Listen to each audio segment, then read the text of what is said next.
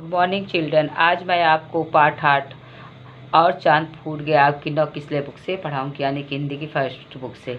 आशीष और रोहित के घर आसपास ही थे। रविवार के दिन वे दोनों बड़े सवेरे उठते और बगीचे में पहुँचते। वहाँ वे कोई ना कोई खेल खेला करते थे। आज रविवार था। आज भी वो सवेरे सवेरे बगीचे में आ धमके। आशीष और रोहित दोस्त थे, उनका घर भी आसपास था और वे दोनों रोज़ सवेरे बगीचे में पहुँचते थे।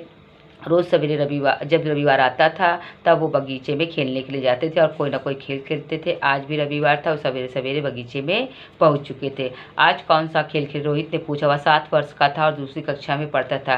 कैरम से तो मेरा मन भर गया, क्यों ना हम क्रिकेट खेलें, आशीष ने कहा। वह भी रोहित के साथ पढ़ता, दोनों एक ही कक्षा में पढ़ते थे। और रोहित 7 साल का था, दूसरी कक्षा में पढ़ता था और आशीष भी कक्षा दूसरी में पढ़ता था। तो आशीष ने कहा कि कैरम से तो मेरा भर गया, आज क्यों ना हम क्रिकेट खेलें। तो मगर उसके लिए तो ढेर सारे साथियों की ज़रूरत होगी, यहाँ पर तुम्हारे सिवा कोई नहीं है, रोहित बोला। रोहित उससे कहा कि क्रिकेट खेलने के लिए बहुत से लोगों की ज़रूरत पड़ती, लेकिन हम 2 ही लोग हैं। वे कुछ देर तक सोचते रहे, फिर आशीष ने कहा चलो गप गप खेलते हैं। वे कुछ देर सोचने विचारने के बाद तो अब आशीष ने कहा चलो गप गप खेलते हैं। गप गप भला कौन सा खेल होता है, रोहित को कुछ समझ में नहीं आया। तब रोहित कहता है कि जो है गप गप कौन सा खेल था, क्योंकि उसको समझ में नहीं आया था। देखो मैं बताता हूँ, आशीष ने कहा हम एक से बढ़कर एक मज़ेदार गप भागेंगे, मतलब एक से बढ़ के एक जो है कोई कहानी को बढ़ा चढ़ा कर कहेंगे। ऐसी गप कहेंगे जिससे कि एकदम सच, जो सच भी ना हो और मज़ा भी आए। बड़ा मज़ा आता है इस खेल में। चलो मैं शुरू करता हूँ। यह जो अशोक का पेड़ है ना, रात में बगीचे के तालाब की मछलियाँ इस पर लटक कर झूल रही थी। रंग बिरंगी मछलियों से यह पेड़ ऐसा जगमगा रहा था मानो लाल परी का ताजमहल हो। तब उसको कहता है, गप हाँकना शुरू करता, कहता है कि ये जो सामने अशोक का पेड़ है, इसमें जो है रात में बगीचे में तालाब में मछलियाँ झूल कर रही थी। रंग बिरंगी मछलियों से पेड़ जगमगा रहा था मानो जैसे लाल परी का महल हो। रोहित ने आश्चर्य जताते हुए, अरे और मेरे बगीचे में जो नारियल का पेड़ ना, उस पर चाँद सो रहा था, चारों ओर ऐसी प्यारी रोशनी चमक रही थी। तुम्हारे अशोक के पेड़ पर झूला झूलती मछलियों ने गाना शुरू कर दिया। फिर क्या हुआ? फिर क्या होता? मछलियाँ इतने जोर जोर से गा रही थी, चांद की नींद टूट गई और वह धड़ाम से मेरी छत पर आ गिरा। फिर क्या था? गिरते ही फूट गया। हाय बेचारा चांद। लेकिन चांद फूट गया तो उसके टुकड़े कहाँ गए? आशीष ने कहा। सुबह सुबह सूरज ने आकर टुकड़ों को जोड़ा और उन पे काले रंग का मलहम लगा दिया। विश्वास ना हो तो देख लेना, चांद पर काले धब्बे दिखाई देंगे। तब वो कहता है, जो है दोनों लोग एक से बढ़ के एक जो है झूठ खूब लंबे बढ़ा चढ़ा के कहते हैं। तब रोहित कहता है कि मेरे बगीचे में नारियल का पेड़, उस पर चांद सो रहा था और चारों रोशनी चमक रही थी। तुम्हारे अशोक के पेड़ पे जो झूलती मछलियाँ जोर जोर से गाना शुरू किया। जब गाना बहुत जोर जोर से शुरू किया तब जो है चांद की नींद खुल गई और जो है चांद जो है अचानक से उठा और गिर गया और गिर कर मेरी छत पर गिरा, जिससे वह टूट गया।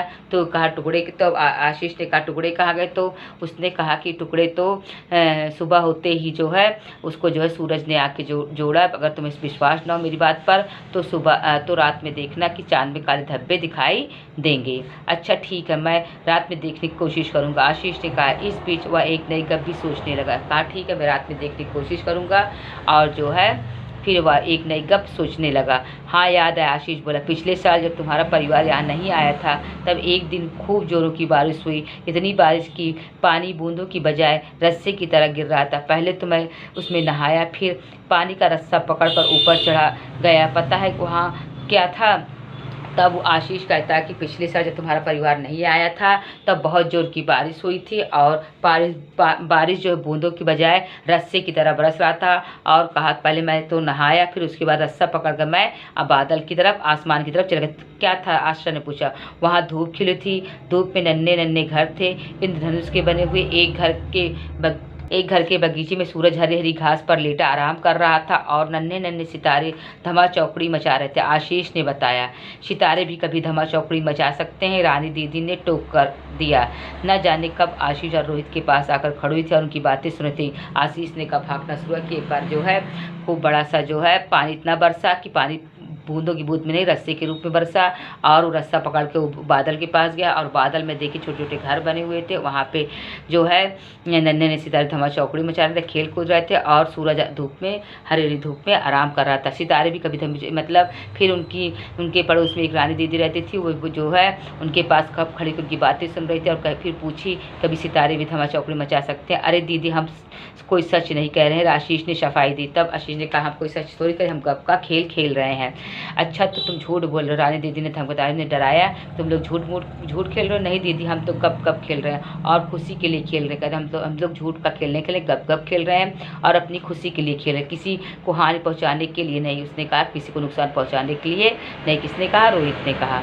भला ऐसी गप फाँकने से क्या फायदा जिससे किसी का उपकार न हो? तब रानी दीदी ने कहा ऐसी जो है गप फाँकने से बात है जिससे किसी का भला न हो। मैंने एक गप फाँकी और 2 बच्चों को उपकार भी किया। उसने कहा, तब रानी दीदी ने कहा कि मैंने एक झूठ बोला और उससे 2 बच्चों का भला भी किया। वो कैसे दीदी? दोनों बच्चों ने एक साथ पूछा। तब उन दोनों बच्चों ने रोहित आशीष से पूछा वो कैसे दीदी? तब वो बोली ऐसे कि अभी तुम दोनों की मम्मियाँ तुम्हें नाश्ते के लिए बुला रही थी, उन्हें लगा कि तुम लोग बगीचे में खेल रहोगे, लेकिन मैंने गप मारी कि लोग तो मेरे घर में बैठ के पढ़ाई कर रहे हैं। तब अभी मैं तुम्हारी मम्मी तुम्हें नाश्ते के लिए बुला रही थी, लेकिन मैंने झूठ बोल दिया। वो सोच रही थी बगीचे में खेले, लेकिन मैंने झूठ बोल दिया कि वो लोग मेरे घर में बैठ के पढ़ाई कर रहे हैं।